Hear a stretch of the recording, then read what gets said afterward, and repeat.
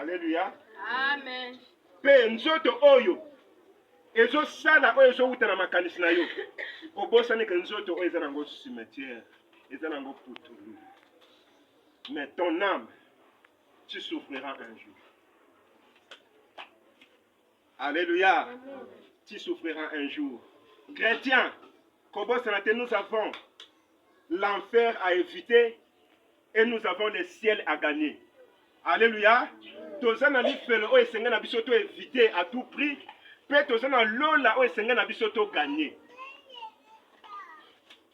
Pour gagner le ciel, tu dois vivre dans la vie de sanctification.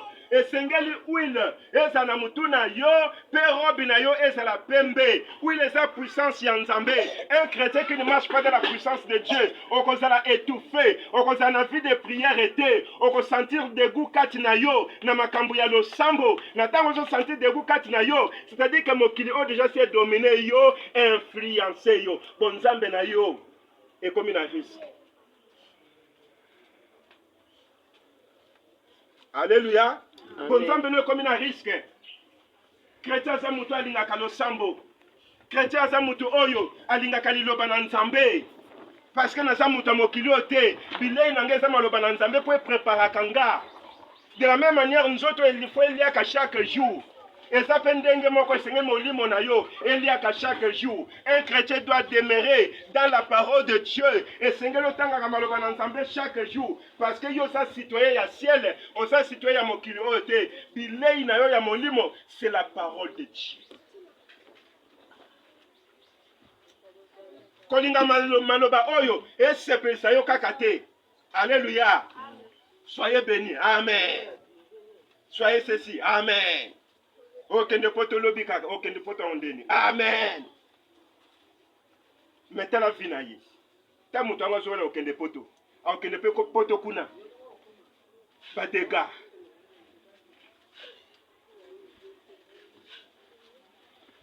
Alléluia. Amen. Alléluia. Amen. Oh Dieu, bon Dieu merveilleux. Ce message, c'est un bon message. Chaque fois quand je viens avec le message,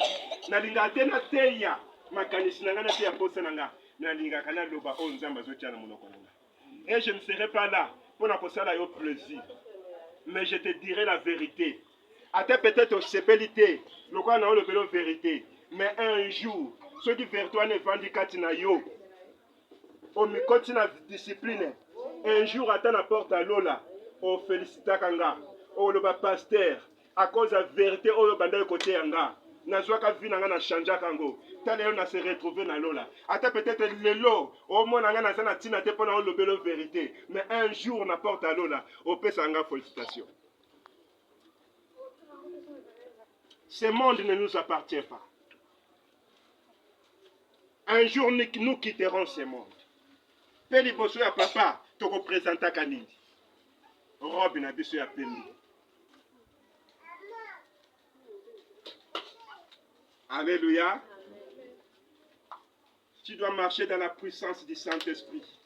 Tu dois garder l'onction du Saint-Esprit en toi. Mafuta ezanga kate na mutuna yo. Esengeli chaque jour. Mafuta sopana kalikola mutuna yo. Pe mafuta wana ezaka toujours moto. Parce que mafuta o elali ezaka na utilité te. Mafuta wana esengeli ezaka toujours moto. Comment ko chauffer mafuta na yo? Eza na nzela ya losambo. Eza na nzela ya kobanga nzambe.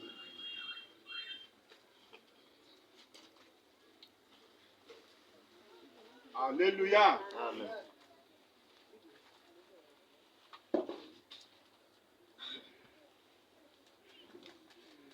La Bible déclare dans Galates, chapitre 5, versets 16 à 21.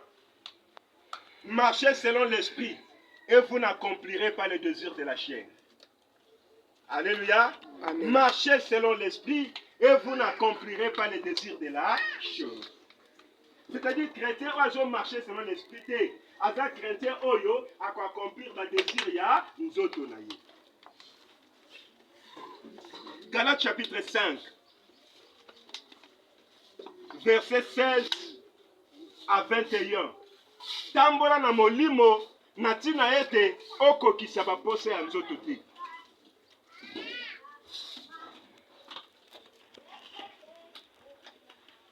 Quels sont les désirs de la chair? Désir ya nzoto eza nini? Désir ya nzoto, nzoto oyo posa nango ezaka mutu a vivre na vie ya ivrognerie. Balobi yango na Galate 5. Le désir de la chair c'est l'ivrognerie, milangwa. Amen. Yo anoke na ba osombi ba masanga, osombi baninga masanga. Ba mona fuma mutu malamu ba bengo grand prêtre. Wana bolango ba bandi osala ba dégâts. Désir ya chair. Wana ozomona fuma bazwi ba pete ba pesi yo. Vanité de vanité. Ata soki mokili ebeteli maboko lelo, lola ebeteli maboko te.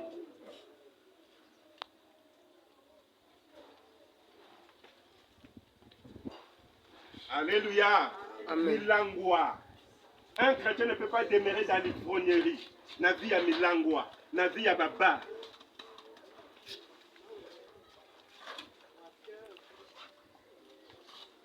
Un chrétien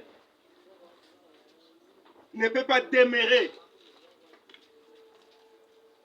Nzamba salanga ngolu na vie na yebi ataku ya biate. Na yebi ataku ya cigarette. Amen. Amen. Namona yango kana misu. Namona yango na musika. Etikala jamais kokotela monoko na. Alléluia. Amen. Pe na envie ya kangote. À cause de la vérité que je connais. Parce que Bible lobi ivrogne moko ta okota kana bokonza likolo. Mombeli masanga moko te akota kana bokonza likolo. C'est-à-dire que yo gagner mokili oyeba ke ozo perdre lola.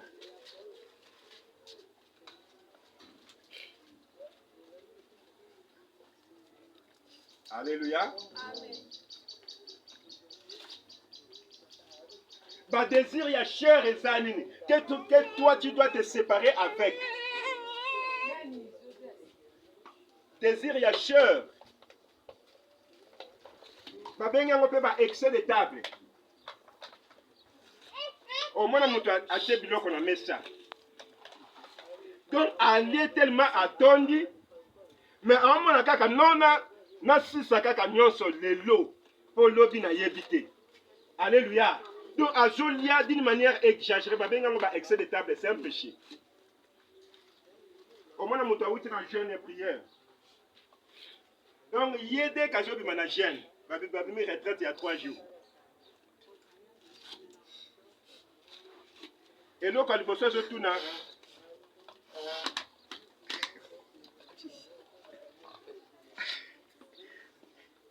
Alléluia. Amen. C'est ma côte qui. Alléluia. Amen. C'est ma côte qui vendredi. Toi jeudi. Toi tu le connais à vendredi. Mouka paranaï.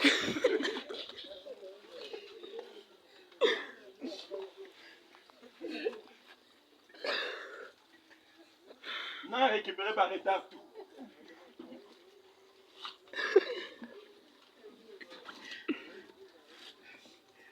Alléluia. Amen. Excès de table. C'est un grand péché devant Dieu. Ce qu'on dit au tondi. Au comment le moutouli a tondi tellement bâtiment maïdo a encore même qu'on a la tête.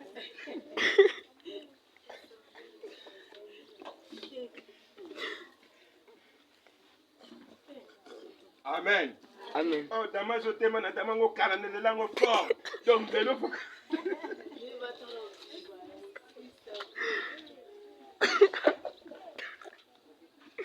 Alléluia. Amen. Pour un chrétien, c'est un péché. Il y a ce que ton dit, c'est normal. Attends, ce que Tikadi, c'est normal. Tu ne peux pas vivre dans le péché. À tout prix, tu dois éviter le péché. Je suis en train de parler sur la séparation. Un chrétien doit se séparer avec le péché.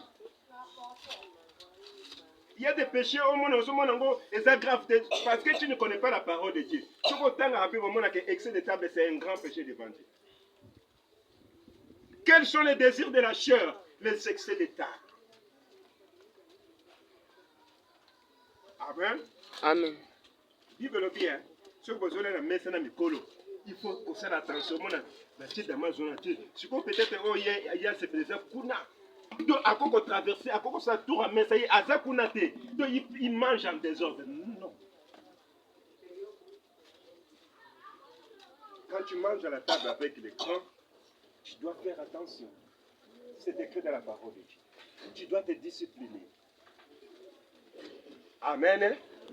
Et en d'autres termes, tu dois éviter les excès des les désirs de la chair. Les désirs de la chair, c'est la magie. C'est l'idolâtrie. Idolâtrie zanini. Et faire que vous m'amènez et l'eau nzamba keli ne sika ya nzambe.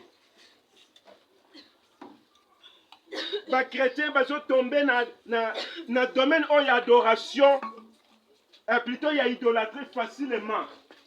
Quand toi tu es en train de faire le culte de la personnalité, l'église, comment que tombe là pasteur, na place en Nzambe. Comment que tombe là bas, na place en Nzambe. Nzambe ça susune sikate. Batunde ba koma, ba so sika na Nzambe. C'est de l'idolâtrie. Honorer les serviteurs de Dieu. Mais bon comme ça bango ba Nzambe ti. Ata soka tondi na nguya ndenge nini. Ao sambela bikamo ezo salama. Nzambe nde mutu osana nzela na ya komi Nzambe ti. L'idolâtrie, et ça est fait à kotombe le loko on Nzamba keli na place en Nzambe yemoko. Oh yende mutasa kangana zala. Grand prêtre Oumela. Donc yende mutasa kangana zala Nzamba leki na nzela na ye. Pour que na nzela na ye omona loboko na Nzambe. Mais Nzambe te yende. L'idolâtrie, et ça est fait à côté de la batako banganga. Pour la koluka sikye ya mokili oyo. Ozana baninga o bayebi Nzambe te mais soki makambo mpe yindi bapesaka yo conseil ya okende mpe na banda wana mpona koluka bato wana mpona koluka lisungi na bango. C'est de l'idolâtrie. Un chrétien akoki kokumamela bikeko te, azalaka na mwa singane na loketo, azalaka na mwa eloko na ye moko boye formule moko boye bapesa ye. C'est de l'idolâtrie. Biloko ya bongo ekoki kozala na ndako ya mwana Nzambe te, ekoki kozala na vie ya chrétien te. Nzambe aza Nzambe ya sangisa te. Esengeli oyo nyonso tu ya mabe ebima na bandako, ebima na bavie ya bana na Nzambe. Tout est pire par la parole de Dieu. C'est au travers de la parole de Dieu. Nzamba purifiaka. Yango soko stali na parvi. Parvi ezaki na place mai ezaki. Na bassin ya mai.